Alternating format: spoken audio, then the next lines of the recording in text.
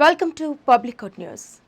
ఎన్నికలు సమీపిస్తున్న వేళ అన్ని పార్టీల నేతలు ప్రచార కార్యక్రమాల్లో మునిగి తేలుతుండగా మరోవైపు ఓట్లు వేయాల్సిన ఓటర్లు పలువురు ఇప్పటికీ ఓటర్ కార్డు లేకనో ఓటర్ జాబితాలో పేరు లేకపోవడం వంటి సమస్యలు ఎదుర్కొంటున్నారు. అలాంటి వారి కోసం అధికారులు పలు సౌకర్యాలు కల్పించారు. ఓటరు తన ఓటరు గుర్తింపు కార్డును పోలింగ్ బూత్ ను తీసుకెళ్లడం మర్చిపోతే అతను ఓటు వేయవచ్చా? ఓటు వేయడానికి ఎలాంటి డాక్యుమెంట్స్ కావాలి? ఓటర్ లిస్టులో మీ పేరు ఎలా చెక్ చేసుకోవాలి? ఓటర్ గుర్తింపు కార్డు లేకుండా ఓటు వేయవచ్చా? ఇలాంటి ప్రశ్నలు రావటం సహజమే. ఓటు వేయాలంటే తప్పనిసరిగా ఓటరు గుర్తింపు కార్డు ఉండాలి. ఓటర్ ఐడి కార్డుని election photo identity card EPIC అని కూడా పిలుస్తారు. ఇది ఓటింగ్ చేయడానికి గుర్తింపుగా పనిచేస్తుంది. ఎన్నికల్లో ఓటు వేయాలనుకుంటే ఓటరు కొన్ని షరతులను పాటించాలి. ఓటు వేయటానికి వ్యక్తి తప్పనిసరిగా భారత పౌరుడు, నియోజకవర్గంలో సాధారణ నివాసి, 18 సంవత్సరాలు లేదా అంతకంటే ఎక్కువ వయసు ఉండాలి. దీంతో పాటు ఓటరు లిస్టులో వ్యక్తి పేరు ఉండటం తప్పనిసరి. లిస్టులో మీ పేరు లేకుంటే మీరు ఫారం 6 నింపాలి. మీరు మొదటిసారి ఓటు రిజిస్టర్ చేసుకున్నప్పటికీ మీరు తప్పనిసరిగా ఫారం 6ని పూర్తి చేసి మీ నియోజకవర్గంలోనే ఎలక్టోరల్ రిజిస్ట్రేషన్ అధికారికి అందించాలి. ఇవన్నీ చేసిన తర్వాత ఓటర్ లిస్టులో ఓటరుగా మీ పేరు నమోదై ఓటర్ గుర్తింపు కార్డు వస్తుంది.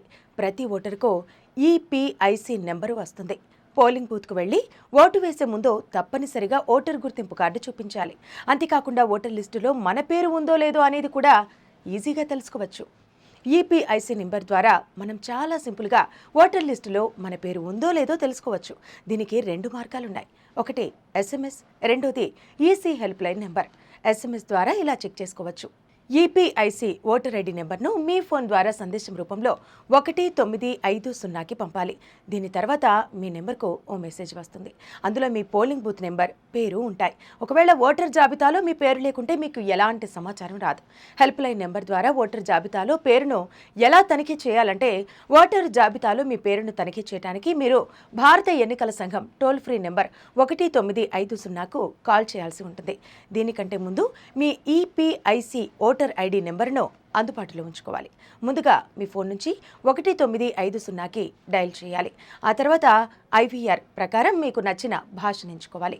అనంతరం ప్రాంప్ట్ కాల్ను అనుసరించి ఓటర్ ఐడి స్టేటస్ ఆప్షన్ను ఎంచుకోవాలి. ఇక్కడే మన ఈపీఐసి ఓటర్ ఐడి నెంబర్ ఇవ్వాల్సి ఉంటుంది. అలా ఈపీఐసి ఓటర్ ఐడి నెంబర్ ఇచ్చిన తర్వాత మన ఐడి స్టేటస్ ఏమిటనేది తెలుస్తుంది. ఇదిలా ఉండగా ఓటు ఎన్ని రకాలుగా ఉంటుంది, ఏ రూపాల్లో ఓటు వేయొచ్చు అనే అంశాలు కూడా ఆసక్తికరంగా ఉన్నాయి.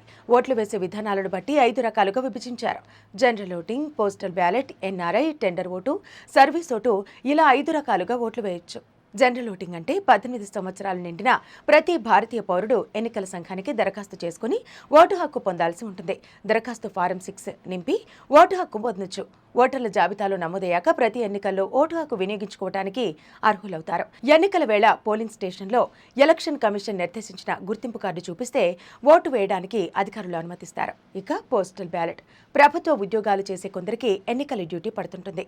అలాంటి వారు తమ ఓటు హక్కు వినియోగించుకోవడానికి పోస్టల్ బ్యాలెట్ సౌకర్యం కల్పించింది కేంద్ర ఎన్నికల సంఘం. ఎన్నికల విధుల్లో పాల్గొనడానికి వెళ్లేవారు ముందుగానే తమ ఓటు ఎవరికి వేయాలనుకుంటున్నారో నిర్దేశిత ఫారం నింపి పోస్టులో సంబంధిత ఎన్నికల అధికారికి పంపించాల్సి ఉంటుంది. ఓట్ల లెక్కింపు రోజే పోస్టల్ బ్యాలెట్ ఓట్లను కూడా లెక్కిస్తారు.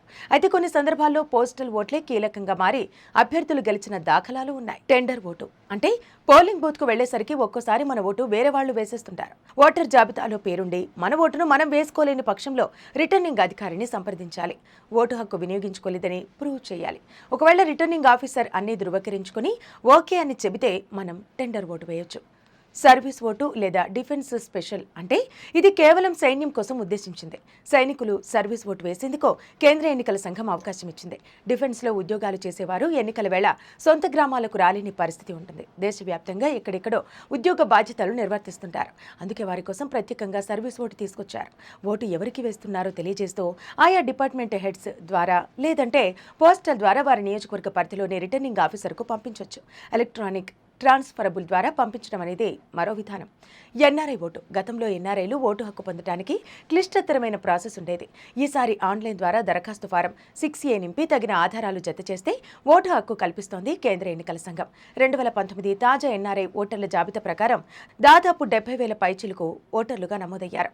అందులో 20 మంది హిజ్రాలు కూడా ఉండటం విశేషం.